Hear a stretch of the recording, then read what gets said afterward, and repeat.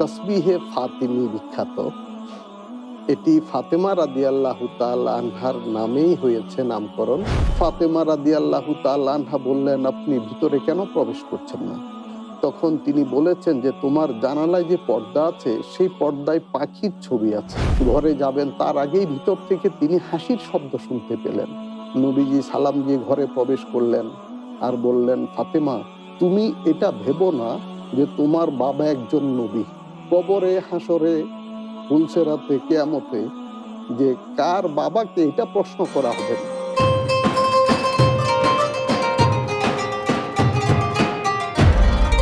আসসালামু আলাইকুম ওয়া রাহমাতুল্লাহি ওয়া বারাকাতুহু। আলহামদুলিল্লাহি ওয়াহদা ওয়াসসালাতু ওয়াসসালামু আলা আবদিহিল মুস্তাবা আল মুস্তাফা ওয়া আলা আলিহি ওয়া সাহবিহি রাশাদা। প্রিয় দর্শক, আরডি প্রেজেন্টস দি ইসলামিক পডকাস্ট সিজন 2 থেকে আপনাদের স্বাগত জানাচ্ছি। মাসুম বিল্লাহ ভিন্টেজা। আজ আমার সাথে গেস্ট হিসেবে রয়েছেন বিশিষ্ট ইসলামী চিন্তাবিদ, শিক্ষাবিদ, লেখক শাইখ মোহাম্মদ উসমান গনি। আসসালামু আলাইকুম ওয়া রাহমাতুল্লাহ। ওয়ালাইকুম আসসালাম ওয়া রাহমাতুল্লাহি ওয়া বারাকাতুহু। মোহতারাম, কেমন আছেন সব মিলে? আলহামদুলিল্লাহ ভালো আছি, আপনি কেমন আছেন? আলহামদুলিল্লাহ, আমিও ভালো আছি। আজকে আমরা মা ফাতিমা রাদিয়াল্লাহু আনহা তার সম্পর্কে আলোচনা করব। শুরুতে তাসবিহে ফাতিমি, এটা সম্পর্কে জানতে চাইব। ধন্যবাদ সুপ্রিয় উপস্থাপক, সম্মানিত দর্শক শ্রোতা।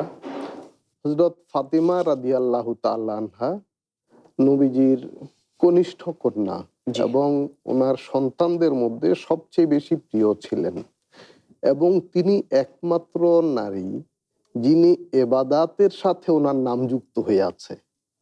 আমরা জানি তাসবিহে ফাতিমি বিখ্যাত। এটি ফাতেমা রাদিয়াল্লাহু তাআলা আনহার নামেই হয়েছে নামকরণ। প্রতিদিনের পুষ্টির চাহিদা পূরণে পরিপূর্ণ আস্থায় আরডি UHT মিল্ক, ভালোবাসার বিশুদ্ধতায়। একবার হযরত ফাতেমা রাদিয়াল্লাহু তাআলা আনহা নবীজির কাছে একজন কাজের মানুষ চাইলেন। জি। হযরত ফাতেমা রাদিয়াল্লাহু তাআলা আনহা ঘর কন্যার সকল কাজ নিজে একা হাতেই করতেন। সে রান্না বান্না, সে আটা পেশা, পানি আনা ইত্যাদি সকল কাজ, ঘর গোছানো, ঝাড় দেয়া ইত্যাদি। তো তিনি একা হাঁফিয়ে উঠছিলেন আর কুলিয়ে উঠতে পারছেন না। আবার ওনার দুটি সন্তান আছে, হযরত হাসান, হযরত হুসাইন রাদিয়াল্লাহু তাআলা আনহুমা। তো এইসব করতে করতে তিনি যখন ক্লান্ত শ্রান্ত হলেন, তখন ভাবলেন যে বাবার কাছে, নবী করিম সাল্লাল্লাহু আলাইহি ওয়াসাল্লামের কাছে একজন কাজের মানুষ, একজন পরিচারিকা চাইবেন। তো তিনি এই ইচ্ছাই নবীজির কাছে গেলেন, বললেন যে আমার খুব কষ্ট হয়, আপনার কাছে তো অনেক এরকম মানুষ থাকে, আপনি আমাকে একজন কাজের মানুষ দেন। সেই সময় তো দাস দাসী থাকতো, বিশেষ করে পরিচারিকা, কাজের মহিলা। তো নবী করিম সাল্লাল্লাহু আলাইহি ওয়াসাল্লাম সকলের আবদার ইচ্ছা পূরণ করতেন, সকলকে যার যা চাহিদা তিনি সাধ্যমতো পূর্ণ করতেন। কিন্তু হযরত ফাতেমা রাদিয়াল্লাহু তাআলা আনহাকে তিনি বিকল্প প্রস্তাব করলেন। তিনি বললেন, ফাতেমা, তুমি যা চেয়েছো আমি যদি তার চেয়ে ভালো কিছু তোমাকে দেই তাহলে কেমন হবে? ফাতেমা রাদিয়াল্লাহু তাআলা বললেন, তাহলে তো আরো ভালো হয়।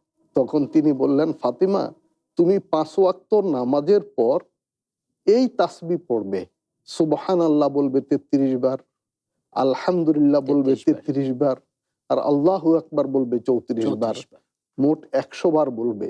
এটি তোমার একজন কাজের মানুষ, একজন দাস বা দাসী তোমার যে কল্যাণ করত, উপকার করত, তার চেয়ে অনেক বেশি উপকার হবে। এবং অন্য বর্ণনায় এসেছে, নবী করিম সাল্লাল্লাহু আলাইহি ওয়াসাল্লাম বলেছেন, যারা এই 3 তাসবিহ বলা হয়, এটাকে কালেমে সুয়াম বলা হয়, এই 3 তাসবিহ এই 5 ওয়াক্ত নামাজের পর নিয়মিত আদায় করবে, তার গুনাহ যদি যে সারা পৃথিবীর শূন্যস্থান পূরণ করে সেটিও আল্লাহ মাফ করে দিবেন। সুবহানাল্লাহ।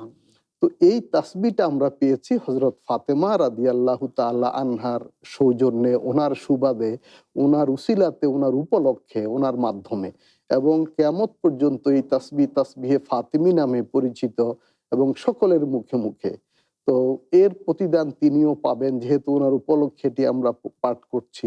তো এখান থেকে আমরা দেখি একজন নবী কন্যা, তিনি ঘর কন্যা, ঘর সংসারে সব কাজ করছেন, কিন্তু নবী করিম সাল্লাল্লাহু আলাইহি ওয়াসাল্লাম অন্য সকল মানুষকে এরকম লোকজন দিয়ে সহযোগিতা করেছেন, কিন্তু ওনাকে তার না দিয়ে নিজের মেয়েকে তিনি দিলেন ইবাদত, তিনি দিলেন আমল।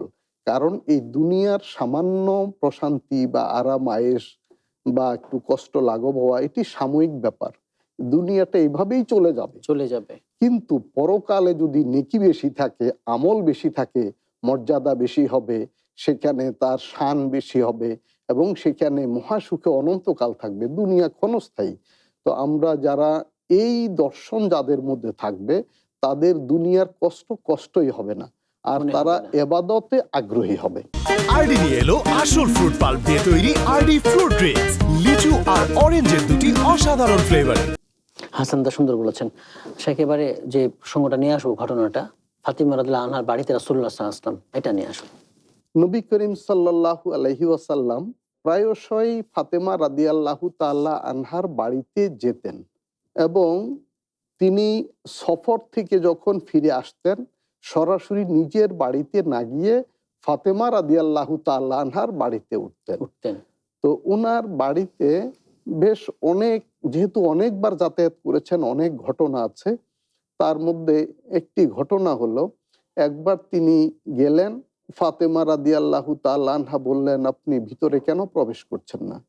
তখন তিনি বলেছেন যে, তোমার জানালায় যে পর্দা আছে সেই পর্দায় পাখির ছবি আছে, এই পর্দা না সরালে আমি এখানে প্রবেশ করতে পারি না।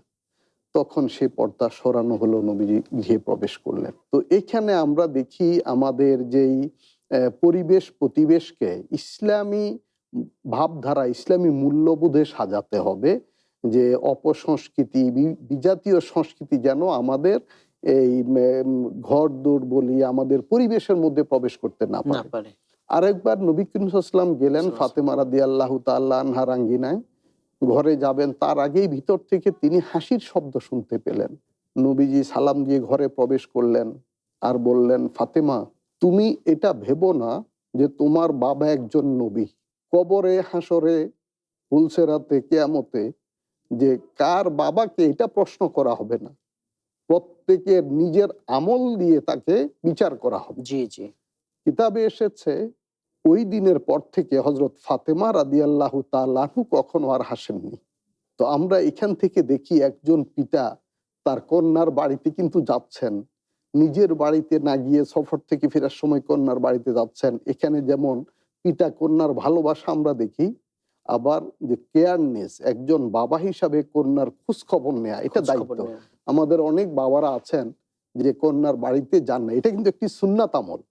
আমরা এটা ইবাদত, কিন্তু যে খোঁজ খবর নেওয়া, তার ভালো মন্দ জানা এবং তাকে উপদেশ দেয়া, তাকে ইসলামী পরিবেশে কালচারালি তাকে সংশোধন করা, ইবাদতে উদ্বুদ্ধ করা ইত্যাদি আমাদের পিতাদের কিন্তু দায়িত্ব।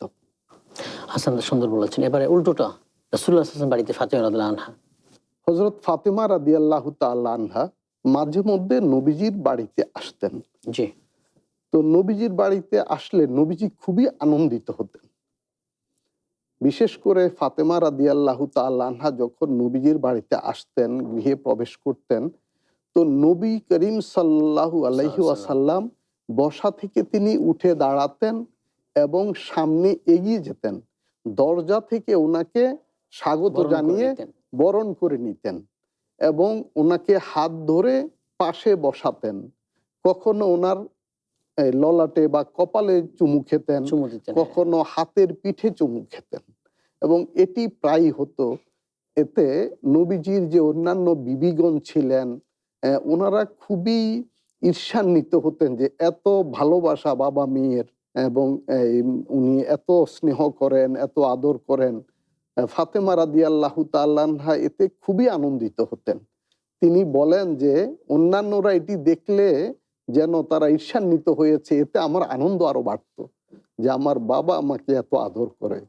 তো আমাদের উচিত, আমরা আমাদের কন্যারা আসলে তাদেরকে এভাবে বরণ করা এবং তাদের সাথে এই ধরনের এই যে ভালো সম্পর্ক, সুসম্পর্ক, এটি বজায় রাখা সবসময়।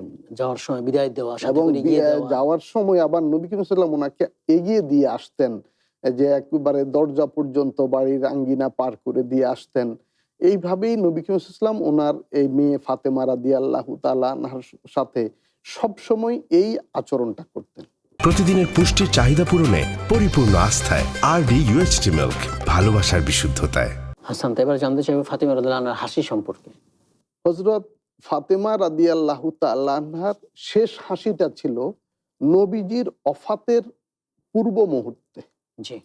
নবী করিম সাল্লাল্লাহু আলাইহি ওয়াসাল্লাম যখন মৃত্যুশয্যায়, তখন তিনি মাঝে মধ্যে অজ্ঞান হচ্ছেন, মাঝে মধ্যে জ্ঞান ফিরছে, খুবই তিনি অসুস্থ অবস্থায় আছেন। ওই সময় সবাই খুবই বিষণ্ণ, খুবই কান্নাকাটি করছে সবাই। তো হযরত আয়েশা রাদিয়াল্লাহু তাআলা আনহা বর্ণনা করেছেন, ওই সময় সবচেয়ে বেশি কান্না করছিল, সবচেয়ে বেশি পেরেশান ছিল ফাতেমা রাদিয়াল্লাহু তাআলা আনহা। তারপরে নবী করিম সাল্লাল্লাহু আলাইহি ওয়াসাল্লাম তাকে কাছে ডাকলেন, কানে কানে কেন কি বললেন, সুবহানাল্লাহ। বলার পর ফাতেমা রাদিয়াল্লাহু তাআলা আনহা হাসলেন। তখন মা আয়েশা রাদিয়াল্লাহু তাআলা আনহা বলেন, আমি অত্যন্ত বিচলিত হলাম যে এই অবস্থায় তিনি হাসলেন, এমন কি কথা নবীজি বললেন। জি জি। তিনি বলেন যে আমি তখন পরে ফাতেমাকে জিজ্ঞেস করেছি যে ফাতিমা, আপনি যে হাসলেন এর কারণটা কি? নবীজি কি কথা আপনাকে কানে কানে বললেন যে মৃত্যু শয্যায় আর আপনি হাসলেন? তখন ফাতেমা রাদিয়াল্লাহু তাআলা আনহা বলেছেন যে আমি যখন খুবই এই দুঃখে ভারাক্রান্ত, বিষণ্ণ, তখন নবী করিম সাল্লাল্লাহু আলাইহি ওয়াসাল্লাম আমাকে বলেছেন, ফাতেমা, আমার ইন্তেকালের পর সবার আগে তুমি আমার কাছে যাবে, মানে এই বারজাখ জীবনে তোমার সাথে আমার প্রথম সাক্ষাৎ হবে। এর মানে হলো ফাতেমা রাদিয়াল্লাহু তাআলা আনহা খুব অল্প সময়ের মধ্যে ইন্তেকাল করবেন, মৃত্যুবরণ করবেন। আর এই সংবাদ শুনে তিনি আনন্দিত হয়েছেন, আনন্দে আহ্লাদিত হয়েছেন, আনন্দে আটখানা হয়েছেন, তিনি হেসেছেন। এবং আসলে বাস্তবে দেখা গেল নবীজির ইন্তেকালের 6 মাসের মধ্যেই ফাতেমা রাদিয়াল্লাহু তাআলা আনহা ইন্তেকাল করেছেন। সুবহানাল্লাহ। জি মুহতারাম, আপনাকে অনেক ধন্যবাদ, আমাদের মূল্যবান সময় দিয়েছেন। ফাতেমা রাদিয়াল্লাহু আনহা সম্পর্কে কয়েকটা ঘটনা শুনিয়েছেন, জাযাকাল্লাহু খাইর। শুকরিয়া। দর্শক, আপনি এতক্ষণ দেখছিলেন আরডি প্রেজেন্টস দি ইসলামিক পডকাস্ট সিজন 2। আজ আমরা ফাতেমা রাদিয়াল্লাহু আনহার জীবন থেকে কয়েকটা ঘটনা জেনেছি, শিক্ষাও জেনেছি। আসুন আমরা শিক্ষাগুলো আমাদের জীবনে বাস্তবায়ন করব। আল্লাহ তাআলা আমাদের তৌফিক দান করুন, আমিন। আসসালামু আলাইকুম ওয়া রাহমাতুল্লাহি ওয়া বারাকাতুহু।